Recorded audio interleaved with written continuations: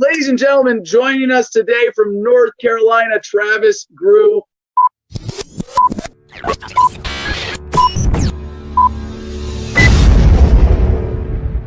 Running for the seat. Now, Travis, I got a couple questions here. We're going to get to these about family law. So CJ, our producer, and I know you touched on some of this, but he wrote in the producers chat, I would like to know where he stands on family law and family court. Is there anything in North Carolina that he would point to as an issue? Well, I went through some family law issues, and it is very biased. I hate to say it, but it's biased towards the mothers a lot of times in at least this county. And the child support system is out of whack. Somehow they can women can get around not having to work and do put in 50-50 amount of effort, and it all ends up falling on the man to support not only your ex but also the kids.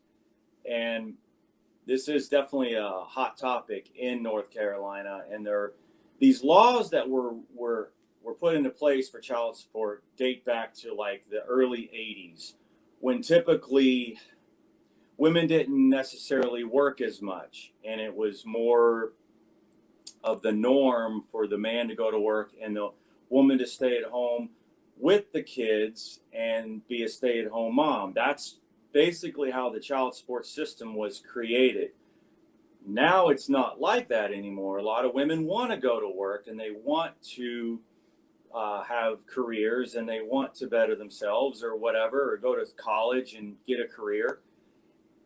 The same laws are still in effect today, when all I really want is 50-50. And I think that's what a lot of upset men are struggling with, is they just want fairness, and they just want 50-50 effort, 50-50 custody, 50-50 financial, the financial burden of raising your kids. So I don't think it gets any more fair than 50-50. That's where I would that's what I would push for, is 50-50 everything. Yeah. No, and this is a huge, complicated issue. It's kind of difficult to even talk about in a way, because it's one of these issues that gets swept under the rug, because a lot of people are embarrassed to talk about their experience. That they're sort of shamed into silence, because if you come out, you can easily be misrepresented as a deadbeat dad, or a bad mom, or someone weaponizing the state against their partner. And it's not just divorces. It's how we deal with children as well. And one of the headlines we're going to cover today is Child Protective Services trafficking children? And the answer is, oh yeah. Not obviously in a very obvious official way, but covert. What are they really doing? Yeah, they're trafficking children. And I'm very grateful for my friend Chris Cole, who has done an amazing job with Victims of Family Law, bringing this very under discussed but critical issue, because it's almost every American. 90+% easily have either been through a bad divorce, been a child of divorce, in any of those contexts, had the state weaponized against them, had CPS or DCF or whatever other state alphabet soup agency come and threaten or take your kids away, or just threaten to take your kids away. I think how many Americans are affected directly? Really kind of hard to count, but indirectly, if you go to 1 degree removed, either you got someone in your immediate family who's gone through some family law kind of horrific experience. I'd say it's got to be close to 99% of the population. Everybody's, knows somebody or has someone in their, in their family or extended family or their business or community who's had their quality of life ruined or hugely reduced, at least because of a family law issue. So Chris Cole is one of our producers. And again, if you want to look it up, Victims of Family Law, it's a great group. I'm friends with Chris. Okay, yeah, I figured. Yeah. Yeah. No, I know you guys. Got to hang out in Orlando at the Libertarian National Convention. Very cool. Definitely, So, Chris is one of my friends. So yeah.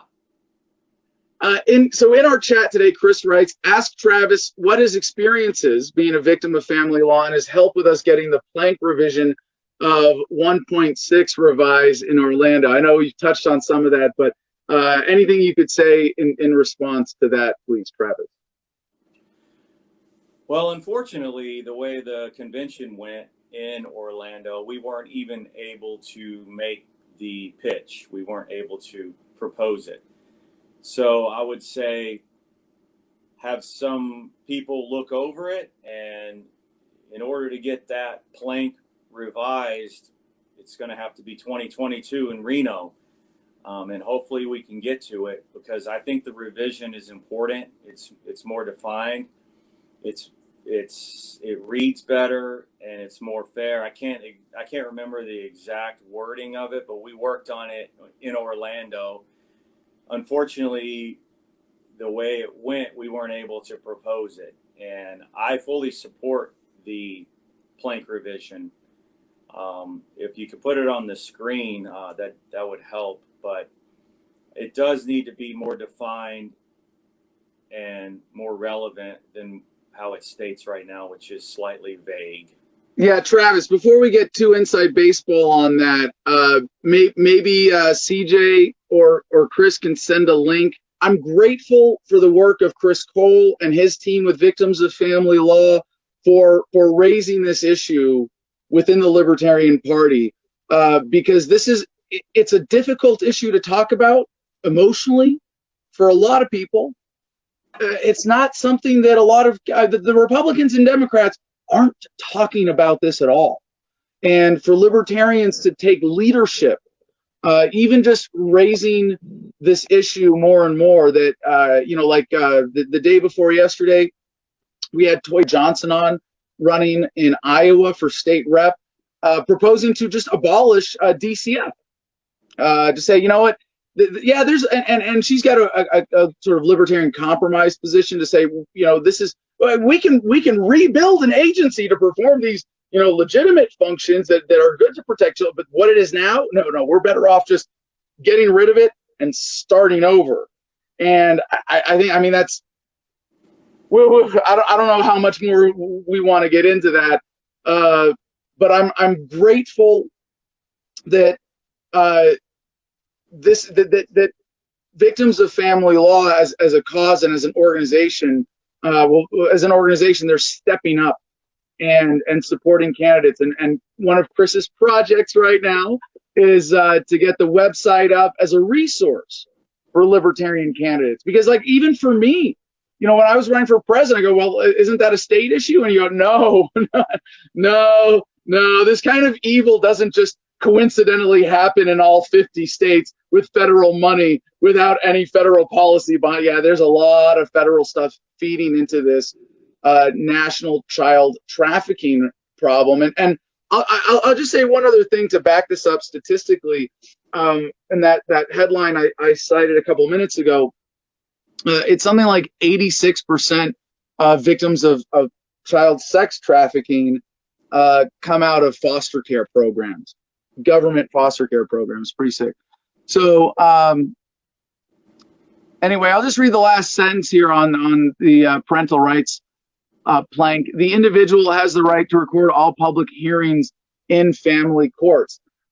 There's so many things like that. You can't say anything about a judge or the court or be critical of the process if you have a pending custody case. It's one of the most, or pending divorce, and due process doesn't exist in a lot of these family court situations. Transparency doesn't exist. So, Travis, I don't know if you want to speak to any of that. Please, take a few minutes about the importance of the issue, and if there's anything else you want to share about your personal experience or how this is affecting your constituents. No, it's a very important issue, and you're right. It is a very sensitive issue because people like to get one-sided on it. But like I said, it takes a sperm and an egg to make a baby, and so I don't know how much more 50-50 that can get. So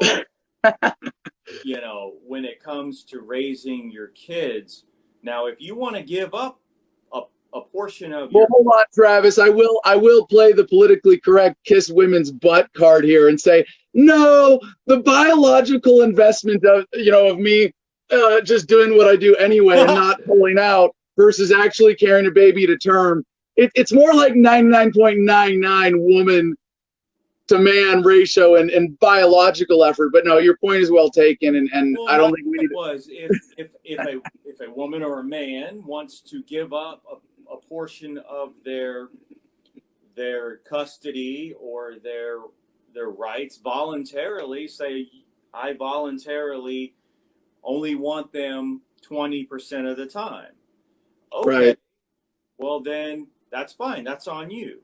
But for the courts to make that decision and ram that down your throats, whether you like it or not, is wrong. For them to withhold custody from a parent when Yeah. a father or a mother really wants to hang out with their kids, because it happens to women too. I know a few women who pay child support, and so it does happen. But I think it should be completely a private situation where it's two people making a decision to raise their kids one way or the other. And then if one person wants to sue another person, then that's different. That's a private court. But the systemic laws involved are out of date. They're really out of date because in today's society, you most of the time you have two people working full-time jobs in a household to just even be able to afford kids in a house. And so I think that a lot of times the man does get stuck with the bill and gets their parental rights taken from them. And I appreciate the work of Chris Cole bringing this to light, and for you, Adam Kokesh, to have to be pushing this forward. It is a problem, and there's been a few people that are trying to rewrite some of the child support laws that are really out of date, and I hope that they're successful because it needs to happen. It needs to be modernized, if anything, because it is complicated, because you're talking about small kids that can't take care of themselves. Somebody, You've got my endorsement. If that wasn't clear enough, if it helps you at all to add my name to that oh yeah, absolutely, August list. I'm a big fan. Awesome. All right, so Travis, thank you for joining us. And aside from your website, Groo, and again spelled the fun way, not like the word past tense of grow, Groo, Groo, 4NC. If you can't remember, I'm going to say I'm going to mispronounce your website again just to get people to remember it. Groof Ornk. Groof Ornk. That's Groo, his last name, FOR, North Carolina, NC. Groof Ornk. All right, so Travis, thanks for joining us. Any final thoughts this morning? Thank you for the plug, and thank you for having me on. And I really appreciate everything you're doing, and I'm liking seeing this show grow. And I think you should invite Joe Rogan on your show to see if he'll come on. That'd be really, really cool. Oh, yeah, standing invite. We'll see. Thank you so much for joining us, Travis. Best of luck in your race. Thank you so much for having me.